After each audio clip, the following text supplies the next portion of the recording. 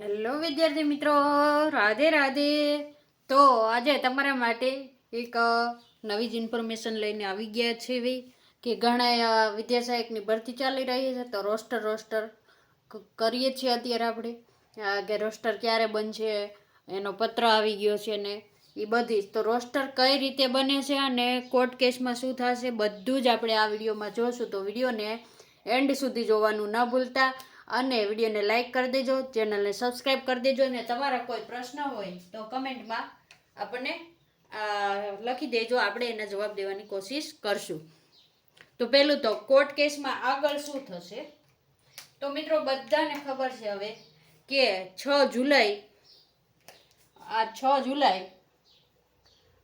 જુલાઈ કોર્ટની તારીખ છે. કેટલી છે? 6 જુલાઈ. એમાં તમારા 19 પ્રશ્નો છે, જે 19 પ્રશ્નોની જે તમે કોર્ટમાં કેસ કર્યો છે સુધારવા માટે, તેને 6 જુલાઈએ તમને ફાઇનલ ખબર પડશે. પણ તમને શું લાગે છે કે 6 તારીખે તમારો કેસ પૂરો થઈ જશે કે આગળની તારીખ આવશે? તો જો મારા મંતવ્ય પ્રમાણે કહું ને તો આગળની તારીખ આવશે.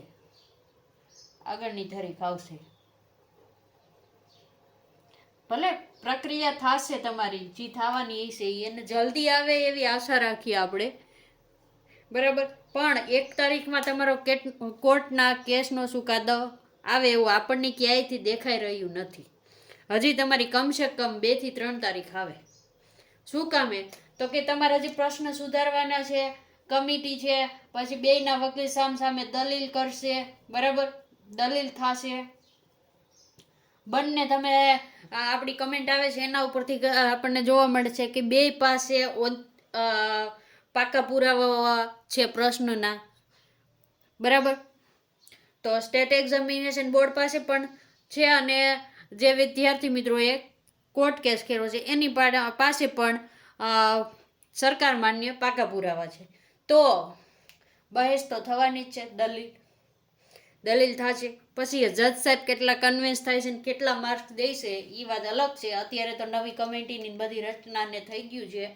એટલે હવે 6 જુલાઈએ તમારો આમને સામને કયો તો પણ કહી શકાય કે ત્યારે થોડોક કેસ તમારો આગળ વધશે અને ફાઇનલની તરફ વધે ને તો પણ કહી શકાય, કારણ કે કેટલા સમયથી આ તારીખ ઉપર તારીખ આવે છે તમારી કોર્ટની. અને જો આ 6 જુલાઈની તારીખ ગઈ પછી આગળની તારીખ કઈ આવશે એ આપણને ખબર હજી નથી.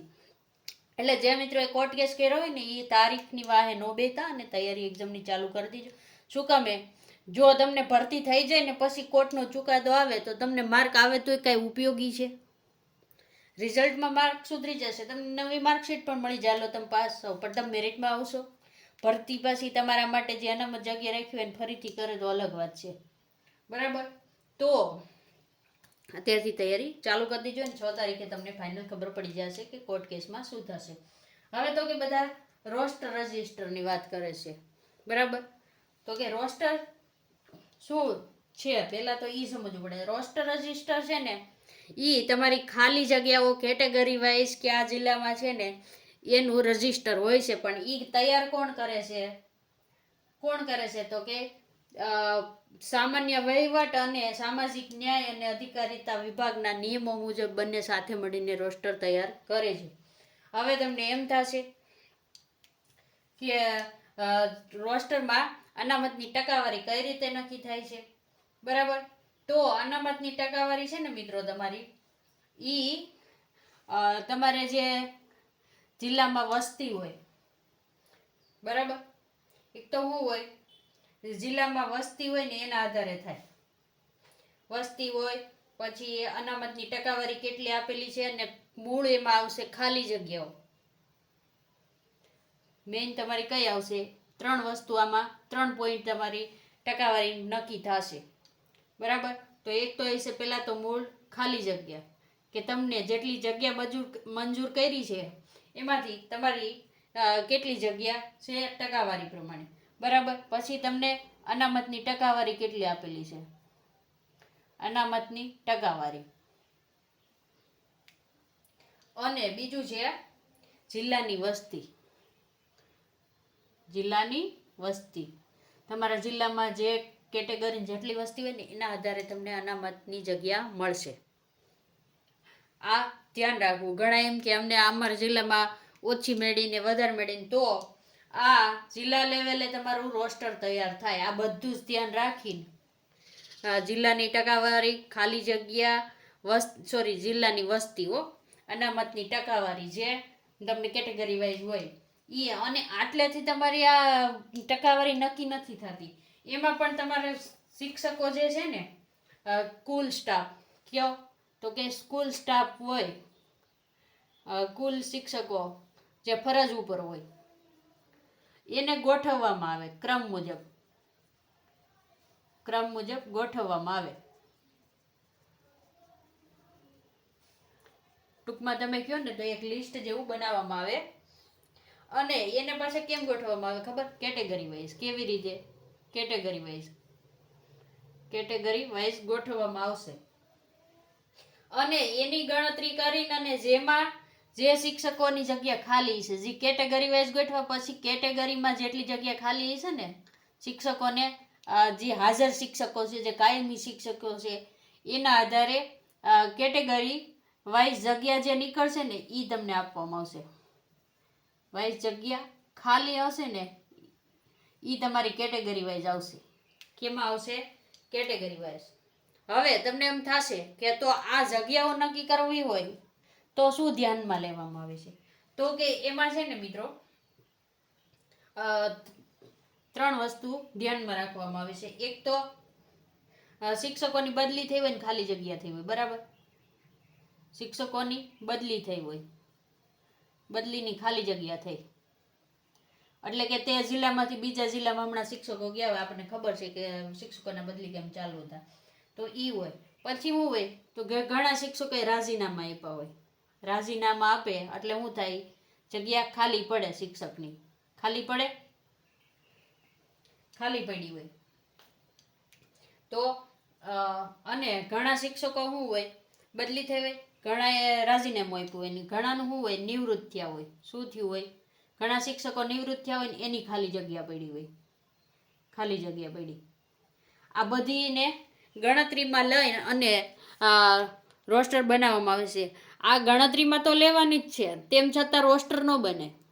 રોસ્ટર ખાલી જગ્યા તમને મળે કે જિલ્લામાં કેટલી છે, પણ રોસ્ટર માટે હજી એક મહત્વનો મુદ્દો શું રહેશે કે ખાલી જગ્યાની મંજૂરી.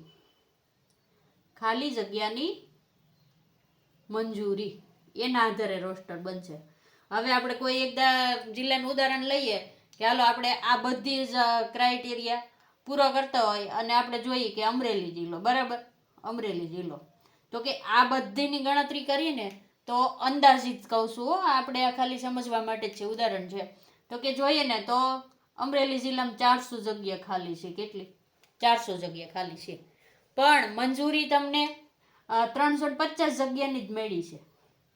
કેટલી?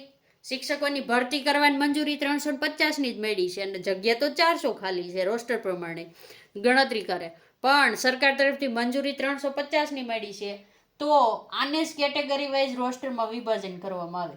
શું આવે? રોસ્ટર બનાવવામાં આવે, અને એમાં પણ ક્રમ આપવામાં આવે છે કેટેગરી વાઇઝ બધે, અને જેટલી જગ્યા હોય ને એનું પરફેક્ટ બનાવવામાં આવે છે. જે કેટેગરીમાં જેટલી જગ્યા ખાલી હોય એ જ તમને આપવામાં આવશે. તો રોસ્ટર છે એ આ રીતે બને છે. અને ઘણા મિત્રોને સવાલ થતો છે તો રોસ્ટર બનાવવાની પ્રક્રિયા તો કે થોડીક છે ને ડેટા જોઈએ વધારે પડતો, પછી એમાં વિચાર કરવો પડે. આ બધી પ્રક્રિયા છે ને થતા 20 થી 25 દિવસની વાર લાગે. કેટલા દિવસની? 20 થી 25 દિવસ. જો જલ્દી કરે તો બાકી મહિનો 1.5 મહિનો પણ વહી જાય હો, એટલે દિવસ લાગે. તો ઘણા મિત્રોને એમ થશે તો આ બનાવવાની પ્રક્રિયા ચાલુ થઈ ગઈ, તો કે હા, આપણને અત્યારે ન્યૂઝ કેવા મળી રહ્યા છે કે બધા જિલ્લામાં રોસ્ટર બનાવવાની પ્રક્રિયા ચાલુ થઈ ગઈ છે.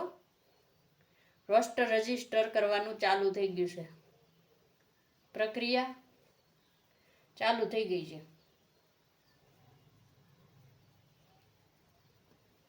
એટલે આપણે જે કહેતા હતા એ પ્રમાણે 20 થી 25 દિવસમાં રોસ્ટર રજીસ્ટર થઈ જાય તો તમારું જુલાઈમાં મેરિટ આવવાનું આપણે કહેતા હતા. 15 તારીખ પછી ગમે ત્યારે આવી શકે છે. આવી જ માહિતી મેળવવા માટે આપણા વિડીયોને લાઇક કરી દો, ચેનલને સબસ્ક્રાઈબ કરજો, અને આ માહિતી સારી લાગી હોય તો તમારા મિત્રોને વિડીયો શેર કરી દેજો. આગળની માહિતી આપણે બીજો વિડીયોમાં દઈશું. કોઈ પણ નવી અપડેટ આવશે તો વિડીયોને પૂર્ણ કરે છે. રાધે રાધે.